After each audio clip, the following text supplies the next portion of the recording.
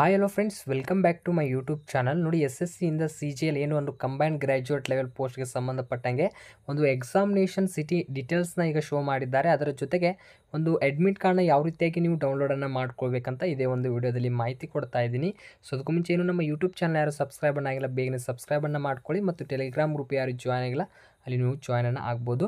ಬನ್ನಿ, S S C C G L ಈಗ ನಿಮಗೆ ಒಂದು ಎಕ್ಸಾಮಿನೇಷನ್ ಡೀಟೇಲ್ಸ್ನ ಶೋ ಮಾಡ್ತಾ ಇದ್ದಾರೆ.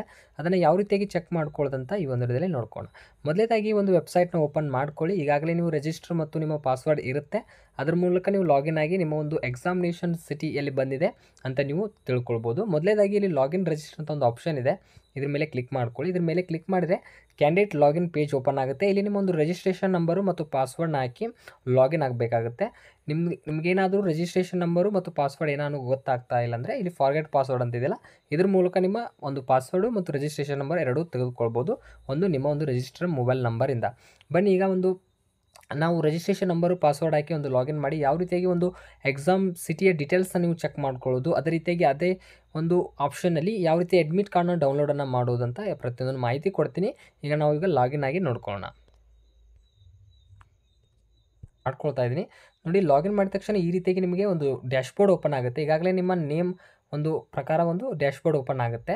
ಇಲ್ಲಿ ನೀವು ಕೆಳಗೆ ಸ್ಕ್ರೋಲ್ ಮಾಡಿ, ಇಲ್ಲಿ ನೆಕ್ಸ್ಟ್ ಒಂದು ಆಪ್ಷನ್ ಏನಿರುತ್ತೆ ಅಂದರೆ ಅಡ್ಮಿಷನ್ ಸರ್ಟಿಫಿಕೇಟ್ ಅಂತ ಒಂದು ಆಪ್ಷನ್ ಇದೆಯಲ್ಲ, ಇದ್ರ ಮೇಲೆ ನೀವು ಕ್ಲಿಕ್ಕನ್ನು ಮಾಡ್ಕೊಳ್ಬೇಕಾಗತ್ತೆ. ಡೈರೆಕ್ಟಾಗಿ ಇದ್ರ ಮೇಲೆ ನೀವು ಕ್ಲಿಕ್ಕನ್ನು ಮಾಡ್ಕೊಳ್ಳಿ. ನೋಡಿ, CGL 2025 admission certificate know your city live ಅಂತ ಬರ್ತಾ ಇದೆ. ಇದ್ರ ಮೇಲೆ ಕ್ಲಿಕ್ಕನ್ನು ಮಾಡ್ಕೊಳ್ಳಿ.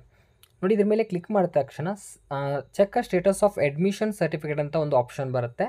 ಇಲ್ಲಿ ಏನು ಮಾಡಬೇಕಂದ್ರೆ ನಿಮ್ಮ ಒಂದು ಎಕ್ಸಾಮಿನೇಷನ್ನ ಚೂಸ್ ಮಾಡಬೇಕು ಮತ್ತು ಎಕ್ಸಾಮಿನೇಷನ್ ಇಯರ್ನ ಇಲ್ಲಿ ಚೂಸ್ ಮಾಡ್ಕೊಳ್ಬೇಕು. ಕೊನೆಯದಾಗಿ ಇಲ್ಲಿ ಚೆಕ್ ಸ್ಟೇಟಸ್ ಅಂತ ಒಂದು ಆಪ್ಷನ್ ಇದೆ, ಇದ್ರ ಮೇಲೆ ಕ್ಲಿಕ್ ಮಾಡ್ಕೊಳ್ಬೇಕಾಗುತ್ತೆ.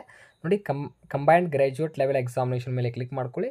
ಎಕ್ಸಾಮ್ ಇಯರ್ 2025 ಅಂತ ಇಲ್ಲಿ ಇದು ಮಾಡ್ಕೊಳ್ಳಿ. ಇಲ್ಲಿ ಚೆಕ್ ಸ್ಟೇಟಸ್ ಇಲ್ಲ, ಇದ್ರ ಮೇಲೆ ಕ್ಲಿಕ್ ಮಾಡ್ಕೊಳ್ಳಿ. ನೋಡಿ, ಇದ್ರ ಮೇಲೆ ಕ್ಲಿಕ್ ಮಾಡಿದರೆ ಸ್ಟೇಟಸ್ ಆಫ್ ಅಡ್ಮಿಷನ್ ಸರ್ಟಿಫಿಕೇಟ್ ಸಂಬಂಧಪಟ್ಟಂಗೆ ಒಂದು ನೇಮ್ ಆಗಿರ್ಬೋದು, ಕ್ಯಾಂಡಿಡೇಟ್ಸ್ ಎಲ್ಲ ಪ್ರತಿಯೊಂದು ನೇಮ್ ಇಲ್ಲಿ ಡೀಟೇಲ್ಸ್ ಬಂದಿರುತ್ತೆ. ಒಂದು ಎಕ್ಸಾಮ್ ಡೇಟ್ ಈ ಒಂದು ಕ್ಯಾಂಡಿಡೇಟ್ ಯಾವಾಗಿದೆ ಅಂತ ಪ್ರತಿಯೊಂದು ಇಲ್ಲಿ ಮಾಹಿತಿ ಕೊಟ್ಟಿರ್ತಾರೆ. ನೋಡಿ, ಮೊದಲೇದಾಗಿ ನಿಮಗೆ ಏನು ಮಾಹಿತಿ ಕೊಟ್ಟಿರ್ತಾರೆ ಅಂದರೆ ಇಲ್ಲಿ ಎಕ್ಸಾಮಿನೇಷನ್ ಡೇಟ್ ಮತ್ತು ಯಾವ ಒಂದು ಶಿಫ್ಟ್ನಲ್ಲಿ ಎಕ್ಸಾಮಿನೇಷನ್ ಇದೆ ಮತ್ತು ಎಕ್ಸಾಮ್ ಸಿಟಿ ಯಾವುದಿದೆ, ಎಕ್ಸಾಮ್ ಟೈಮ್ ಆಗಿರ್ಬೋದು, ಒಂದು ನಿಮ್ಮ ಒಂದು ಅಪ್ಲಿಕೇಶನ್ ಸ್ಟೇಟಸ್ ಆಗಿರ್ಬೋದು, ಎಲ್ಲ ಪ್ರತಿಯೊಂದು ಬಂದಿರುತ್ತೆ. ನೋಡಿ, ಮೊದಲೇದಾಗಿ ಒಂದು ಎಕ್ಸಾಮಿನೇಷನ್ ಡೇಟ್ ಇಲ್ಲಿ ಅನೌನ್ಸ್ ಮಾಡಿರ್ತಾರೆ.